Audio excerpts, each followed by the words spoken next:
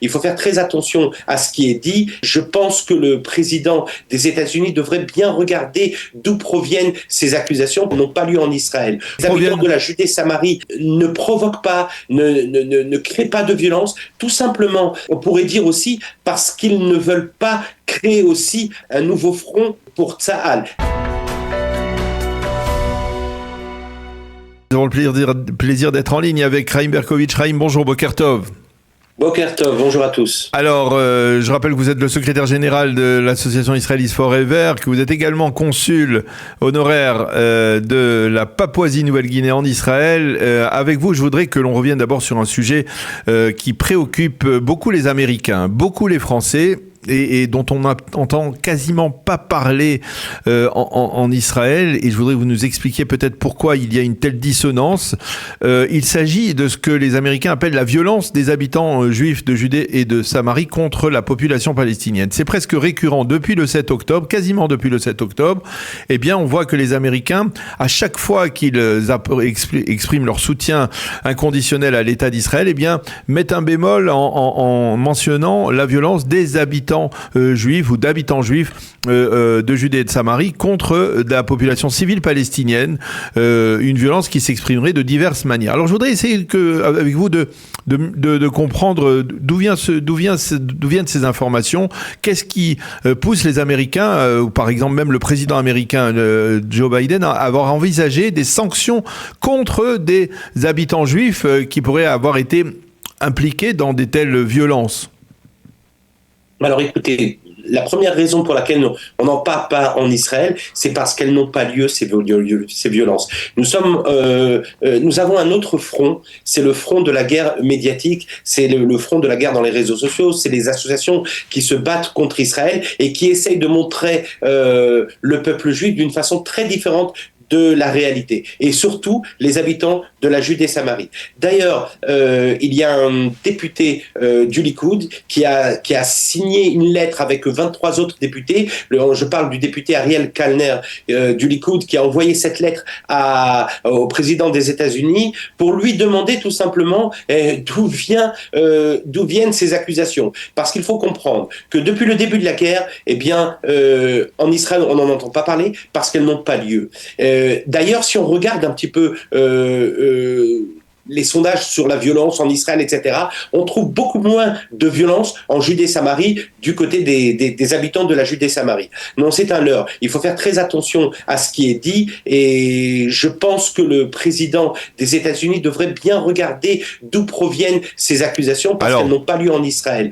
Alors, d'où proviennent les habitants de la Judée-Samarie ne provoquent pas, ne créent pas de violence, tout simplement, on pourrait dire aussi, parce qu'ils ne veulent pas créer aussi un nouveau front pour Tsahal. Tsahal a déjà assez de difficultés avec toutes les histoires de terrorisme, parce qu'il faut comprendre que même en Judée-Samarie, vous avez du terrorisme. Dans cette période de guerre, nous avons énormément d'affrontements dans la Judée-Samarie. Alors je pense qu'on peut effacer cela, et j'espère que Biden le fera lui aussi, et qu'il ne tiendra pas compte de toutes ces associations qui accusent Israël. Alors justement, je voulais vous poser la question. D'où viennent ces sources? D'où viennent les sources dont s'inspire Biden pour aller jusqu'à envisager des sanctions contre les habitants juifs? Écoutez, c'est justement ce que je viens de dire. Il n'y a pas de source, Daniel. On ne trouve aucune source par rapport à cela. Ce sont des associations, normalement des associations qui sont contre Israël, qui essayent de monter le gouvernement américain contre Israël. Il n'y a aucune source. On parle de breaking. D'ailleurs, c'est ce qu'a demandé Ariel Kalner. Il a demandé tout simplement de donner une nouvelle source, parce que chez nous, nous ne voyons pas cela. Nous regardons les rapports de la police, les rapports de l'armée. Il n'y a aucune source à ces accusations. On parle de Breaking the Silence, de B'Tselem, de ces organisations, de ces ONG israéliennes pro-palestiniennes. C'est probablement de là que ça vient, à votre avis ?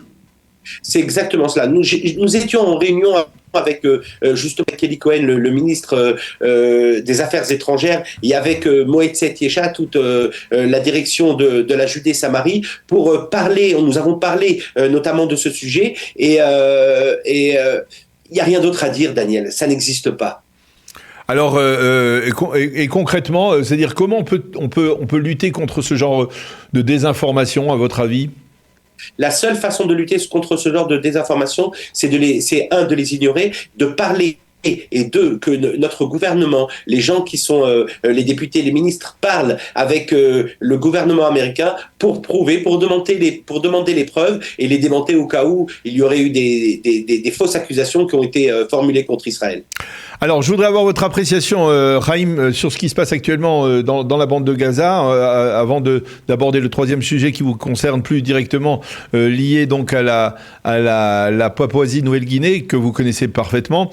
Je voudrais avoir votre appréciation. On a le sentiment que l'on est dans une phase de transition dans la bande de Gaza, que l'armée israélienne continue ses pressions contre le Hamas, mais qu'elle se réorganise dans une forme, comme on dit en hébreu, du passage de la guerre à une sorte de conflit de milchama à lechima, c'est-à-dire peut-être un conflit d'une autre intensité, moins importante. C'est votre sentiment ? Importante, je ne pense pas. Notre Premier ministre a été très très clair hier soir lors d'un passage visé. Il nous a dit que nous contrôlerons jusqu'à la route de Philadelphie. Et la route de Philadelphie, pour ceux qui ne connaissent pas, c'est la frontière entre l'Égypte et Rafah, c'est-à-dire la zone du sud de la bande de Gaza. Parce qu'il faut comprendre que si on ne contrôle pas jusqu'à Rafah, jusqu'à la frontière avec l'Égypte, eh bien, les armes continueront à affluer dans la bande de Gaza. Nous continuerons à voir le Hamas dans cette partie de la bande de Gaza, et toute l'opération que nous aurons faite, eh bien, elle n'aura servi à rien. Donc je pense que Tsahal va continuer et va aller jusqu'au bout. Malheureusement, nous avons tous les jours des soldats qui tombent. Eh bien, ils ne tomberont pas pour rien, parce que nous allons prendre le contrôle de la bande de Gaza. Maintenant, il faut comprendre que la question de savoir ce qui va se passer après, eh bien, c'est une question qui est plus à l'ordre du jour qu'au début de la guerre. Au début de la guerre, on laissait passer le temps, mais on se rapproche d'une situation où nous avons besoin de savoir ce qui se passe autour. Et là-dessus, les opinions divergent, et de quelle façon nous allons pouvoir contrôler la bande de Gaza. Alors c'est une question que je vous pose, parce que on sait qu'il y a un débat autour de cela. On pensait que le cabinet de guerre allait en débattre la semaine dernière. Ça ne s'est pas passé. Concernant on va dire, qui est l'autorité adaptée à même de débattre justement de l'après-guerre. Est-ce que c'est le cabinet de guerre avec un forum extrêmement restreint, comme on le connaît, le Premier ministre, Galland, Gantz et Azenkot, ou alors c'est, à votre avis, le cabinet restreint dans lequel siègent des gens que vous soutenez, comme par exemple comme Bezalel Smotrich, qui ont une autre approche de ce que pourrait avoir le cabinet de guerre comme approche au niveau du règlement de l'après-guerre. Alors, je vais vous dire, je ne suis pas juriste pour vous dire qui est apte à diriger. Quoi qu'il en soit, dans le gouvernement, nous avons diverses opinions. Et des personnes telles que Smotrich disent tout simplement qu'il faut regarder la réalité. Il faut regarder la réalité. Si on laisse la bande de Gaza de façon dont elle a été dans le passé, si on revient à une situation du passé, eh bien on va se retrouver dans une situation où nous allons avoir des soldats qui vont garder une certaine population pro-Hamas. Nous allons avoir le Hamas qui va continuer à vivre dans cette bande de Gaza. Ça va être une situation qui est impossible, qui va nous ramener à la même situation que nous sommes aujourd'hui. Il faut absolument éviter le 7 octobre. Il faut réfléchir aujourd'hui, non pas comme nous réfléchissions le 6 octobre, mais comme nous pouvons réfléchir après ce qui nous est arrivé. Aujourd'hui, la population de Gaza est une population qui est ennemie. C'est une population qui soutient encore aujourd'hui le Hamas. C'est une population qui a amené le Hamas d'ailleurs au pouvoir. C'est une population dont les civils eux-mêmes ont caché des otages. Nous l'avons entendu de certains otages. Donc on est face à une situation très très difficile. La solution, si vous me posez la question, pour moi elle est très très claire. Il n'y a pas de possibilité de donner à la population de Gaza de retourner dans Gaza. Concrètement, ça veut dire quoi ? Ça veut dire vous êtes pour un déplacement de l'ensemble de la population à l'extérieur de la bande de Gaza, c'est-à-dire que cette population soit récupérée par exemple par l'Égypte ou par d'autres pays arabes, ou alors vous pensez qu'il y a une possibilité de trouver peut-être par exemple, comme il en est question, une sorte de leadership local qui pourrait peut-être gérer les affaires civiles, alors que ça il n'y a aucune possibilité, il n'y a aucun dirigeant de la population arabe qui peut reprendre le contrôle de la bande de Gaza. Si vous regardez les sondages, tout le monde est encore pour le Hamas. Alors vous voulez quoi? Vous voulez mettre aujourd'hui un dirigeant? Vous voulez peut-être qu'on leur donne des armes comme Rabin l'avait fait à l'époque? Non, on sait très bien que c'est utopique. On n'a aucune possibilité de donner à un dirigeant arabe la possibilité d'être responsable de la sécurité chez nous. Il faut comprendre qu'aujourd'hui, toute cette population, c'est une population qui est une population soit terroriste, soit qui prône le terrorisme. Alors oui, la solution aujourd'hui est peut-être de les faire partir soit vers l'Égypte, soit vers ailleurs, et de changer complètement la bande de Gaza. Vous avez bien le sentiment que ça va être difficile parce que la communauté internationale, elle n'a pas l'air particulièrement intéressée à un tel scénario. La communauté internationale est intéressée à ce que l'autorité palestinienne revienne sur Gaza. Qui c'est aujourd'hui l'autorité palestinienne, Daniel? Qui c'est aujourd'hui? C'est Marwan Barghouti, qui est un assassin qui a du sang juif sur les mains? Qui c'est aujourd'hui? C'est Mahmoud Abbas, qui est à 6%, qui est un négationniste, qui est responsable de plusieurs attentats, dont l'attentat de Maalot. Il faut regarder les choses en face. La population aujourd'hui, il n'y a pas de leader dans l'autorité palestinienne. Il n'y a personne dans la bande de Gaza. Redonner la possibilité à un dirigeant arabe, la bande de Gaza, c'est aller à notre perte. Aujourd'hui, nous ne voulons plus qu'il arrive ce qui nous est arrivé le 7 octobre. Il faut que cela cesse. Et aujourd'hui, nous avons une possibilité et nous allons tout faire, du moins, pour pousser le gouvernement pour qu'il aille dans cette direction.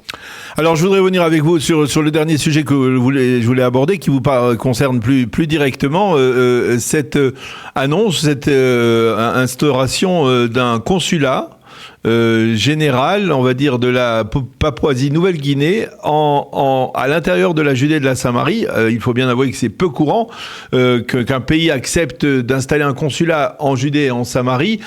Et c'est vous qui êtes à l'initiative de cette démarche. Expliquez-nous comment ça s'est passé.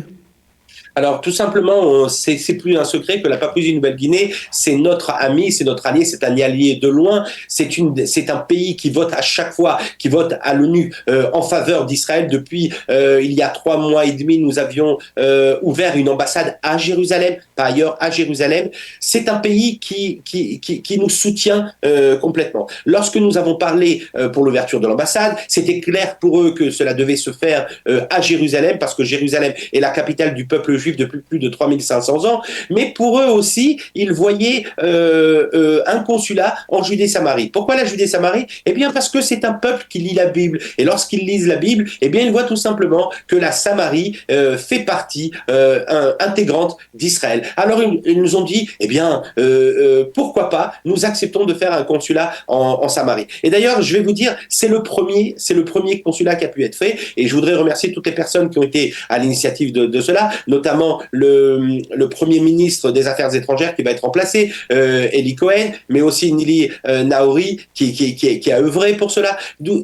Ce consulat, c'est la première fois. Vous savez, ils ne savaient pas au ministère de quelle façon aborder le sujet, puisque c'était pas de façon juridique, c'était pas dans les papiers. Il a fallu se faire vite pour pouvoir amener à ce que ce puisse se réaliser. Et après 75 ans d'existence, nous avons notre premier consulat d'un pays ami qui se retrouve aujourd'hui dans la ville de Ariel. Au-delà du symbole, qu'est-ce que cela veut dire concrètement? Comment ça... Est-ce qu'il y a une volonté de coopérer, par exemple, des produits des implantations qui seraient exportés vers la Papouasie? Alors je vais vous dire, au-delà du symbole, bien que le symbole est très très fort, puisque c'est un nouveau pas vers la souveraineté de la Judée-Samarie, mais à part ça, bien sûr, il va y avoir de la collaboration entre des sociétés israéliennes, entre des sociétés de Papouasie-Nouvelle-Guinée. Ils ont des choses à nous apporter, nous avons des choses à leur apporter, et nous allons mettre l'accent pour que toutes les entreprises de Judée-Samarie puissent travailler. Là-bas, il y a pas là-bas, on ne boycotte pas les produits de la Judée-Samarie, et donc cela peut être un renouveau tout simplement pour des actions commerciales entre ces deux pays. Eh bien, Chaim Berkovitch, merci beaucoup d'avoir accepté de répondre ce matin à nos questions, à la fois sur l'aspect sécuritaire, l'aspect politique et, on va dire, l'aspect diplomatique de votre initiative concernant le consulat général de la Papouasie à l'intérieur de la Judée de la Samarie. Merci d'avoir été avec nous ce matin. Bonne journée et à bientôt. Shavua Tov. À bientôt. Merci Daniel. Merci à tous.